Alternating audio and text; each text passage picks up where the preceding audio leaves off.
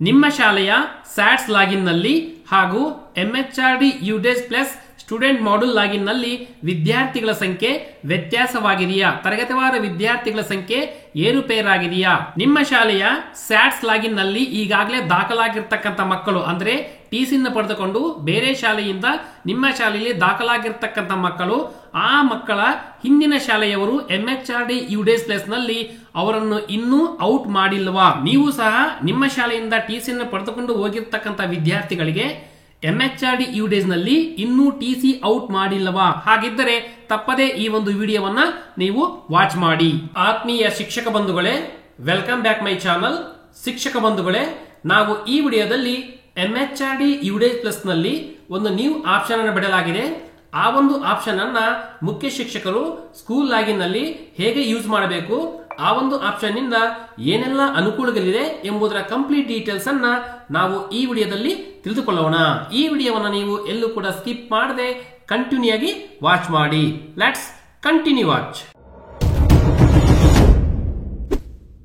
ಸರಿ, ಮೊದಲು ನೀವು ಎಂಎಚ್ಆರ್ಡಿ ಯುಡೇಸ್ ಪ್ಲಸ್ ನಲ್ಲಿ ಸ್ಟೂಡೆಂಟ್ ಮಾಡ್ಯೂಲ್ ನಲ್ಲಿ ಯೂಸರ್ ನೇಮ್, ಪಾಸ್ವರ್ಡ್ ಹಾಗೂ ಕ್ಯಾಪ್ಚಾ ಕೋಡ್ ಅನ್ನ ಎಂಟರ್ ಮಾಡಿ ಲಾಗಿನ್ ಆಗಿ.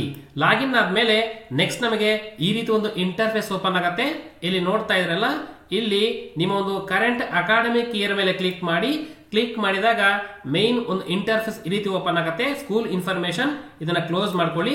ಇಲ್ಲಿ ನೋಡ್ತಾ ಇದ್ರಲ್ಲ ಮೆನು, ಈ ಮೆನುದಲ್ಲಿ ಇಲ್ಲಿ ನೋಡಬಹುದು ರಿಕ್ವೆಸ್ಟ್ ಮ್ಯಾನೇಜ್ಮೆಂಟ್ ಅಂತ ಕಾಣಿಸ್ತಾ ಇದೆಯಲ್ಲ, ಇಲ್ಲಿ ಒಂದು ನ್ಯೂ ಆಪ್ಷನ್ ಆಡ್ ಮಾಡಿದ್ದಾರೆ. ಹಾಗಾದ್ರೆ ಈ ಒಂದು ನ್ಯೂ ಆಪ್ಷನ್ ಏನು ಎಂಬುದನ್ನ ನಾವು ಈ ವಿಡಿಯೋದಲ್ಲಿ ತಿಳಿದುಕೊಳ್ಳೋಣ. ಇಲ್ಲಿ ನೋಡ್ತಾ ಇದ್ರಲ್ಲ ರಿಕ್ವೆಸ್ಟ್ ಮ್ಯಾನೇಜ್ಮೆಂಟ್ ಎಂಬ ಆಪ್ಷನ್ ಮೇಲೆ ಕ್ಲಿಕ್ ಮಾಡಿ. ಕ್ಲಿಕ್ ಮಾಡಿದಾಗ ಇಲ್ಲಿ ನೋಡಬಹುದು ರಿಕ್ವೆಸ್ಟ್ ಮ್ಯಾನೇಜ್ಮೆಂಟ್. ಇಲ್ಲಿ the request management system facilities communication between schools for managing student related issues or changes. This system allows schools to generate, approve and view requests related to student records.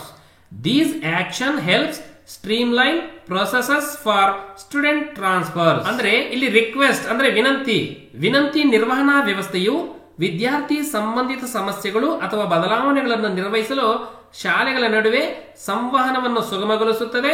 ಈ ವ್ಯವಸ್ಥೆಯು ಶಾಲೆಗಳಿಗೆ ವಿದ್ಯಾರ್ಥಿ ದಾಖಲೆಗಳಿಗೆ ಸಂಬಂಧಿಸಿದ ವಿನಂತಿಗಳನ್ನು ರಚಿಸಲು, ಅನುಮೋದಿಸಲು ಮತ್ತು ವೀಕ್ಷಿಸಲು ಅನುಮತಿಸುತ್ತದೆ. ಈ ಕ್ರಮಗಳು ವಿದ್ಯಾರ್ಥಿಗಳ ವರ್ಗಾವಣೆಯ ಪ್ರಕ್ರಿಯೆಗಳನ್ನು ಸುವ್ಯವಸ್ಥಿತಗೊಳಿಸಲು ಸಹಾಯ ಮಾಡುತ್ತದೆ ಅಂತ ಹೇಳಿ ಅರ್ಥ. ಅಂದರೆ ಈ ಒಂದು ಆಪ್ಷನ್ ಯಾರಿಗೆ ಯೂಸ್ ಮಾಡಬೇಕಾಗುತ್ತೆ ಅಂತಂದ್ರೆ, ಈಗಾಗಲೇ ಒಂದು ಮಗು ಬೇರೊಂದು ಶಾಲೆಯಿಂದ ಟಿಸಿನ ತೆಗೆದುಕೊಂಡು ಬಂದು ನಮ್ಮ ಶಾಲೆಯಲ್ಲಿ ದಾಖಲಾಗಿರುತ್ತಾನೆ. ಆದರೆ ಎಂಎಚ್ಆರ್ಡಿ ಯುಡೇಸ್ ನಲ್ಲಿ ಅವರು ಆ ಹಿಂದಿನ ಶಾಲೆಯಲ್ಲಿ ಇನ್ನೂ ಔಟ್ ಮಾಡಿರುವುದಿಲ್ಲ. ಅಂತಹ ವಿದ್ಯಾರ್ಥಿಗಳಿಗೆ ಹಾಗೂ ನಮ್ಮ ಶಾಲೆಯಲ್ಲಿ ಒಂದು ವಿದ್ಯಾರ್ಥಿ ಟಿಸಿಯನ್ನು ತೆಗೆದುಕೊಂಡು ಹೋಗಿ ಬೇರೊಂದು ಶಾಲೆಯಲ್ಲಿ ಅವನು ದಾಖಲಾಗಿರುತ್ತಾನೆ. ಆದರೆ ನಮ್ಮ ಶಾಲಾ ಲಾಗಿನ್ ನಲ್ಲಿ ಆ ವಿದ್ಯಾರ್ಥಿಯನ್ನ ನಾವು ಎಂಎಚ್ಆರ್ಡಿ ಯುಡೇಸ್ ಪ್ಲಸ್ ನಲ್ಲಿ ಔಟ್ ಮಾಡಿರುವುದಿಲ್ಲ. ಅಂತಹ ವಿದ್ಯಾರ್ಥಿಗಳು ನಮ್ಮ ಶಾಲೆಯಲ್ಲಿ ಇದ್ದಾಗ ಇಂಥ ರಿಕ್ವೆಸ್ಟ್ ಮ್ಯಾನೇಜ್ಮೆಂಟ್ ಆಪ್ಷನ್ ಆ ಒಂದು ಶಾಲೆಯ ಸ್ಕೂಲ್ ಲಾಗಿನ್ ನಲ್ಲಿ ಯೂಸ್ ಮಾಡಬೇಕಾಗತ್ತೆ. ಹಾಗಾದ್ರೆ ಹೇಗೆ ಎಂಬುದನ್ನ ಈಗ ನೋಡೋಣ. ಇಲ್ಲಿ ನೋಡ್ತಾ ಇದ್ರಲ್ಲ, ಇಲ್ಲಿ ಜನರೇಟ್ ರಿಕ್ವೆಸ್ಟ್. ಇಲ್ಲಿ ಜನರೇಟ್ ರಿಕ್ವೆಸ್ಟ್ ಅಂತಂದ್ರೆ ವಿನಂತಿಯನ್ನ ನಾವು ರಚಿಸಬೇಕಾಗತ್ತೆ. ಅಂದ್ರೆ ಒಂದು ರಿಕ್ವೆಸ್ಟ್ ನ ಜನರೇಟ್ ಮಾಡಬೇಕು. ಅಂದ್ರೆ ಒಬ್ಬ ವಿದ್ಯಾರ್ಥಿ ಬೇರೊಂದು ಶಾಲೆಯಿಂದ ನಮ್ಮ ಶಾಲೆಗೆ ಬಂದು ದಾಖಲಾಗಿದ್ದಾನೆ. ಆದ್ರೆ ಎಂಎಚ್ಆರ್ಡಿ ಯುಡೇಸ್ ನಲ್ಲಿ ಅವನು ಇನ್ನು ನಮ್ಮ ಶಾಲಾ ಲಾಗಿನ್ ನಲ್ಲಿ ಇನ್ ಆಗಿಲ್ಲ.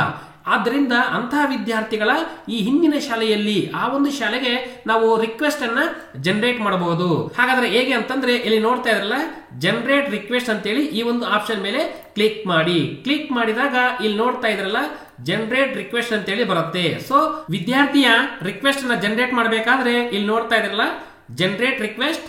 To generate the request you need a pen and date of birth of an active student. Active ಅಲ್ಲಿ ಇರ್ತಕ್ಕಂಥ ವಿದ್ಯಾರ್ಥಿಯ ಪೆನ್ ನಂಬರ್ ಮತ್ತು ಡೇಟ್ ಆಫ್ ಬರ್ತ್ ಇದ್ರೆ ನೀವು ವಿದ್ಯಾರ್ಥಿಯ ರಿಕ್ವೆಸ್ಟ್ ಅನ್ನ ಜನರೇಟ್ ಮಾಡಬಹುದು. Next, request can be generated only for students with in the state. ಅಂದ್ರೆ ನಮ್ಮ ಒಂದು ಸ್ಟೇಟ್ ಅಲ್ಲಿ ಇರ್ತಕ್ಕಂಥ ವಿದ್ಯಾರ್ಥಿಯ ರಿಕ್ವೆಸ್ಟ್ ಅನ್ನ ಮಾತ್ರ ನೀವು ಮಾಡಬಹುದು. Next, in case of no pen, ಒಂದು ವೇಳೆ ಆ ವಿದ್ಯಾರ್ಥಿಯ ಪೆನ್ ನಂಬರ್ ನಿಮ್ಮ ಬಳಿ ಇಲ್ಲ ಅಂತಂದ್ರೆ ಇಲ್ಲಿ ಗ್ಲೋಬಲ್ ಸ್ಟೂಡೆಂಟ್ ಸರ್ಚ್ ಎಂಬ ಆಪ್ಷನ್ ನಲ್ಲಿ ಆ ವಿದ್ಯಾರ್ಥಿಯ ಪೆನ್ ನಂಬರ್ ಅನ್ನ ಹುಡುಕಬಹುದು.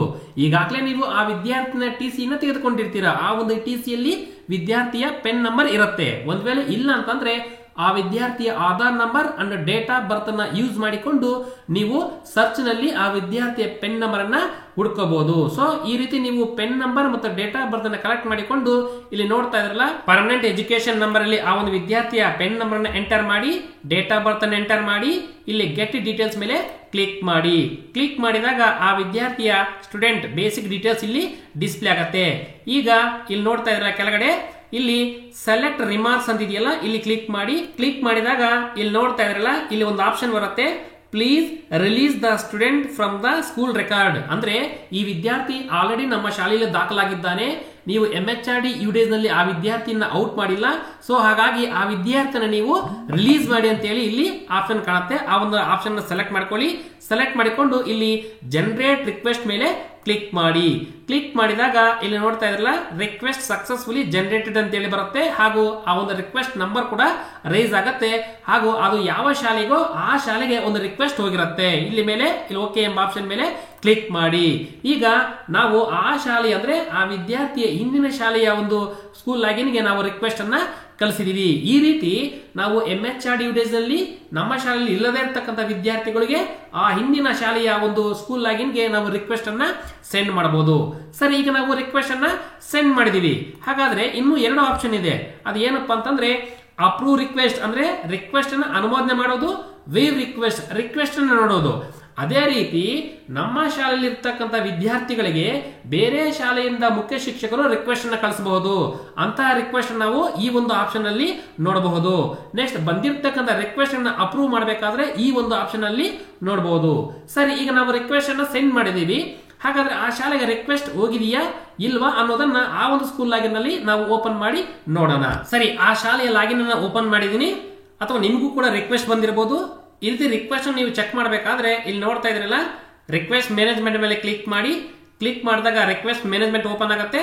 ನೀವು ರಿಕ್ವೆಸ್ಟ್ ನ ರೈಸ್ ಮಾಡಬೇಕಾದ್ರೆ ಜನರೇಟ್ ರಿಕ್ವೆಸ್ಟ್ ಮೇಲೆ ಕ್ಲಿಕ್ ಮಾಡಬೇಕು. ಈಗ ಆಲ್ರೆಡಿ ಬಂದಿರತಕ್ಕಂಥ ರಿಕ್ವೆಸ್ಟ್ ಅನ್ನು ನೋಡಬೇಕಾದ್ರೆ ವೀವ್ ರಿಕ್ವೆಸ್ಟ್ ಮೇಲೆ ಕ್ಲಿಕ್ ಮಾಡಿ. ಕ್ಲಿಕ್ ಮಾಡಿದಾಗ ಈಗ ನೋಡಿದ್ರಲ್ಲ ನಾವು ಆಗಲೇ ರಿಕ್ವೆಸ್ಟ್ ಅನ್ನ ರೈಸ್ ಮಾಡಿದೀವಿ.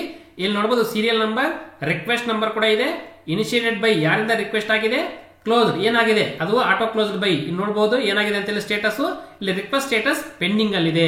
ಇಲ್ಲಿ ರಿಕ್ವೆಸ್ಟ್ ಎಷ್ಟು ರಿಕ್ವೆಸ್ಟ್ ಇದೆ, ಸ್ಟೂಡೆಂಟ್ ರಿಲೀಸ್ ರಿಕ್ವೆಸ್ಟ್ 1 ಅಂತ ಇದೆ. ಇಲ್ಲಿ ನೋಡ್ತಾ ಇದ್ರಲ್ಲ. ಸರಿ, ಇನ್ನು ಪೆಂಡಿಂಗ್ ಅಲ್ಲಿ ಇದೆ.